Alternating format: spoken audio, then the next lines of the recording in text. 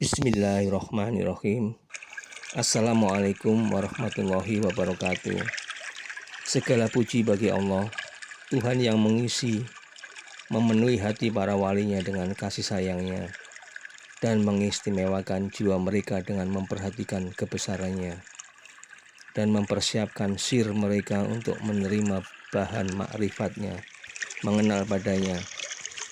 Maka hati nurani mereka merasa bersukaria dalam kebun makrifatnya, dan roh mereka bersukaria di alam malakutnya, sedang sir mereka berenang di lautan Jabarut.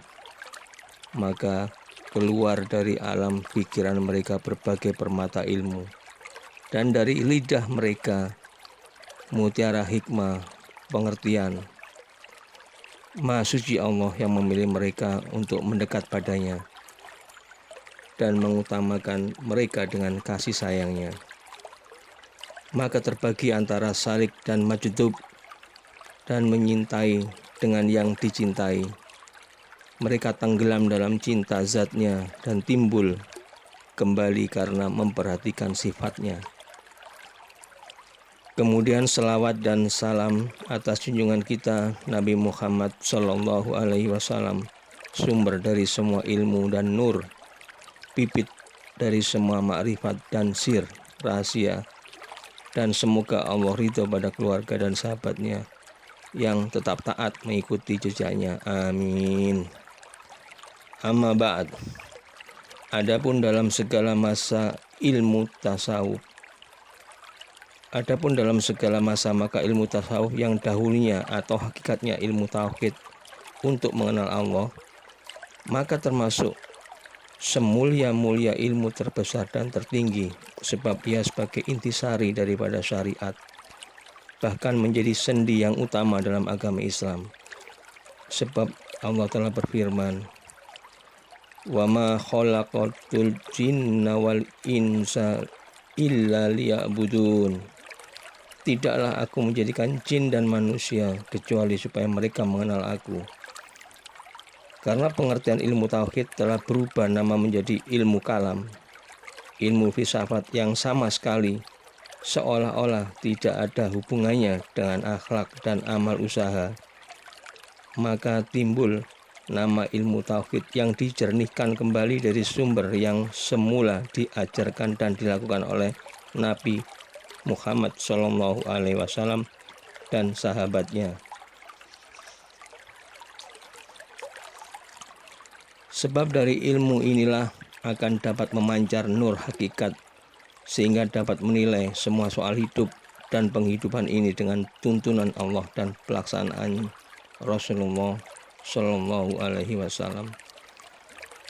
Sedang kitab Al-Hikam yang disusun oleh Abdul Fadil Ahmad bin Muhammad bin Abdul Karim bin Abdul Rahman bin Abdullah bin Ahmad bin Isa bin Al-Husain bin Atta Al-Isa Al-Kandari, satu-satunya kitab yang sangat mantap ajaran tauhidnya, sehingga tampak benar bahwa ia berupa ilmu laduni dan rahasia kudus. Adapun had atau definisi ilmu tasawuf atau tauhid, Al-Junaid berkata, 1. Mengenal Allah, sehingga antaramu dengan Allah tidak ada perantara, atau hubungan dengan Allah tanpa perantara. 2. Melakukan semua akhlak yang baik menurut sunnatul Rasul dan meninggalkan semua akhlak yang rendah. Melepas hawa nafsu menurut sekehendak Allah. 4. Merasa tiada memiliki apapun, juga tidak dimiliki oleh siapapun kecuali Allah. Adapun acaranya yaitu mengenal asma Allah dengan penuh keyakinan, sehingga menyadari sifat-sifat dan af'al Allah di alam semesta ini.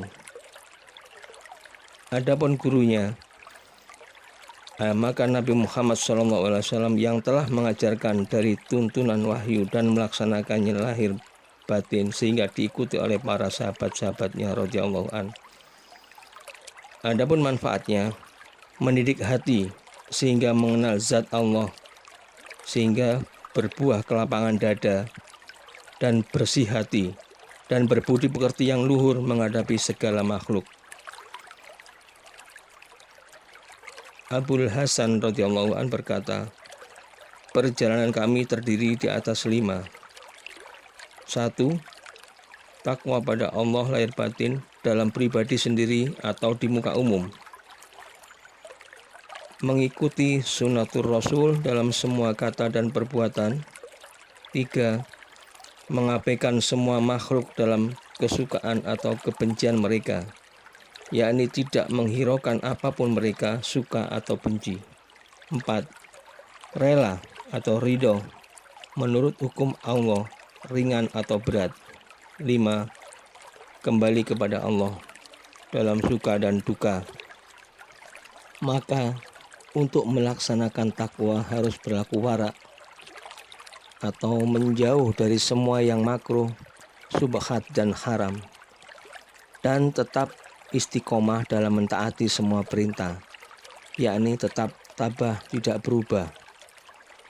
Dan untuk melaksanakan sunnatur Rasul harus selalu waspada dan melakukan budi pekerti yang baik atau luhur. Dan untuk melaksanakan tidak hirau pada makhluk dengan sabar dan tawakal, berserah diri pada Allah Ta'ala. Dan untuk melaksanakan rela atau ridho pada Allah dengan terima qanaah atau tidak ragus dan menyerah. Dan untuk melaksanakan kembali kepada Allah dalam suka duka, dengan bersyukur dalam suka dan berlindung kepadanya dalam duka. Dan semua ini berpokok pada 5. 1. Semangat yang tinggi. 2. Dan berhati-hati dari yang haram atau menjaga kehormatan. 3. Baik dalam berkhidmat sebagai hamba. 4. Melaksanakan kewajiban. 5. Menghargai atau menjunjung tinggi nikmat. Maka siapa yang tinggi semangat pasti naik tingkat derajatnya, dan siapa yang meninggalkan larangan yang diharamkan Allah, maka Allah akan menjaga kehormatannya. Dan siapa yang benar dalam taatnya pasti mencapai tujuan kebesarannya atau kemuliaannya. Dan siapa yang melaksanakan tugas kewajibannya dengan baik, maka bahagia hidupnya. Dan siapa yang menjunjung nikmat berarti mensyukuri dan selalu akan menerima tambahan nikmat yang lebih besar.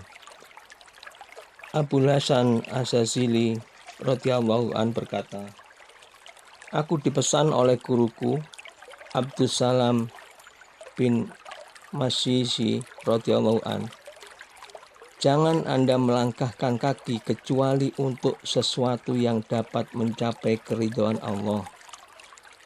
Dan jangan duduk di majelis kecuali yang aman dan murka dari murka Allah, yakni yang bukan maksiat. Dan jangan bersahabat kecuali kepada orang yang dapat membantu berbuat taat kepada Allah. Dan jangan memilih sahabat karib kecuali orang yang menambah keyakinanmu terhadap Allah. Sedang yang sedemikian ini kini sangat jarang didapat. Sayyid Ahmad Al-Badawi radhiyallahu an berkata, perjalanan kami berdasarkan atau bersendikan kitab Allah dan sunnatur Rasul sallallahu alaihi wasallam. 1. Benar dan jujur. 2. Bersih hati. 3. Menepati janji. 4. Tanggung tugas dan derita. 5. Menjaga kewajiban. Seorang muridnya yang bernama Abdul Ali bertanya, apakah syarat yang harus diperbuat oleh orang yang ingin menjadi wali Allah? Jawabnya, seorang yang benar-benar dalam syariat ada 12 tanda-tandanya. 1. Benar-benar mengenal Allah, yakni mengerti benar tauhid dan mantap iman keyakinannya kepada Allah. 2.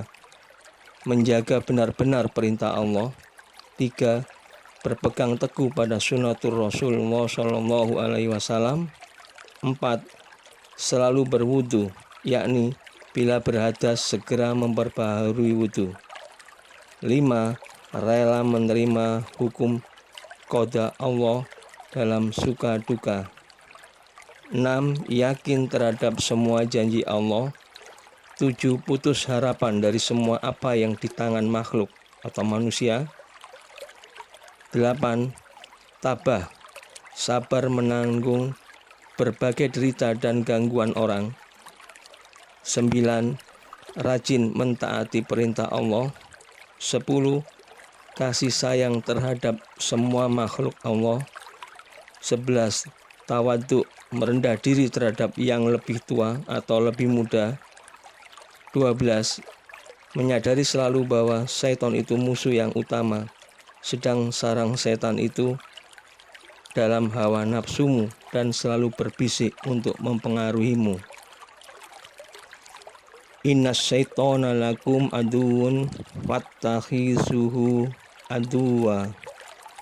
Sesungguhnya setan itu musuhmu, maka waspadalah selalu dari tipu daya musuh itu.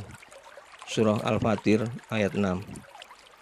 Kemudian Ahmad Al-Badawi melanjutkan nasihatnya, "Hai Abdul Ali, berhati-hatilah daripada cinta dunia, sebab itu bibit dari segala dosa dan dapat merusak amal saleh."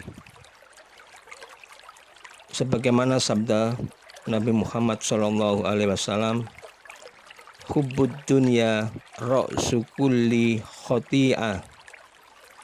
Cinta pada dunia itu pokok atau bibit sumber segala dosa kejahatan. Sedang Allah Subhanahu wa ta'ala berfirman, "Innallaha ma'alladzina taqaw walladzina hum muhsinun." Sesungguhnya Allah selalu menolong atau membantu orang yang takwa dan orang yang benar-benar berbuat baik. Surah An-Nahl ayat 128. Orang boleh kaya dunia, tetapi Nabi Muhammad SAW melarang jangan cinta dunia.